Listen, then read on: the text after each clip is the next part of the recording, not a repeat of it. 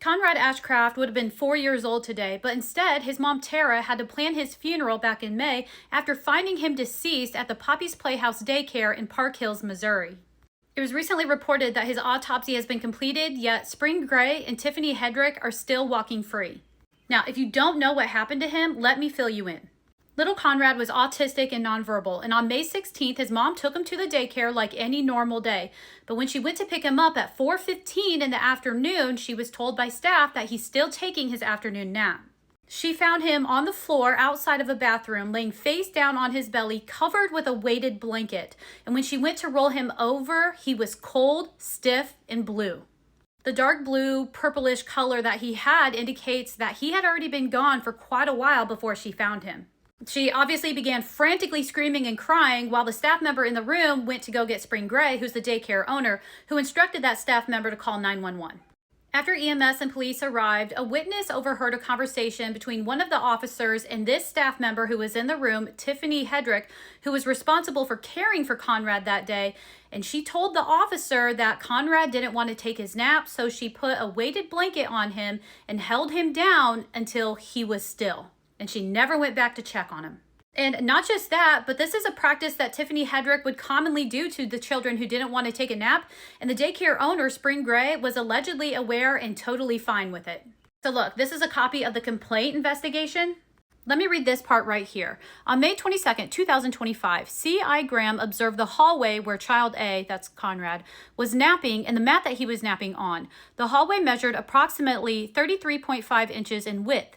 The nap mat that child A was on was approximately 20 inches in width. This left about 13 inches of walking space around the mat where he was napping. The hallway leads to the bathroom, the back room for infants, as well as to the playground door. Children, caregivers, and parents would have had to have walked by child A while on his mat to get to the nursery or outdoor space or use the bathroom as a pass-by. This means however many people walked right by Conrad and nobody stopped to check on him for likely hours. Now, look at this part up here. On May 19th, 2025, C.I. Graham observed a video interview of group home provider Tiffany Hedrick conducted by law enforcement on May 16th. C.I. Graham observed Tiffany discussing the reenactment of the incident with child A. Tiffany stated that child A's mat was in the hallway located across from the bathroom leading to the nursery. Child A had been napping in this location for about a month because it was his comfort spot where he could hear the music playing from the main room and the nursery. Child A does not like nap time, and when he sees the mat out, he will begin whining and crying.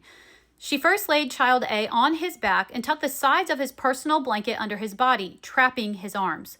But child A kept moving, so she turned child A over onto his stomach. She placed a weighted blanket over child A, covering half of child A's face up to his chin. Child A's face was turned towards the wall. Tiffany then placed one leg over child A's leg and sat with him until child A was asleep. Or, clearly in his case, no longer alive. Now, let me skip over to another page. This part right here. On May 21st, 2025, C.I. Graham observed the warning label from the weighted blanket used on child A on May 16th, 2025 at Poppy's Playhouse 2. The label read, "Warning, adult size and weight, not for use with children." This blanket weighed 18.2 pounds. So I have this entire document uploaded onto my Facebook, Abby Blabby True Crime and News, if you want to read it. I'm going to tell you right now, it's awful and it's going to piss you off, especially knowing that this little boy has not received any kind of justice for what has happened to him. Now, this is Spring Gray. She's the owner of that daycare, well, the former owner, and she was also a member of the city council, but she resigned after Conrad's death. And because she held a position there, the case was transferred to another jurisdiction. Now, neither Spring Gray nor Tiffany Hedrick have been arrested for Conrad's death, and that's because the autopsy hadn't resulted yet. They needed to show that he died due to suffocation. Well, the autopsy has been done, and still no arrests have been made. And before anybody asks, I don't know what that autopsy shows because that information isn't going to be released to the public.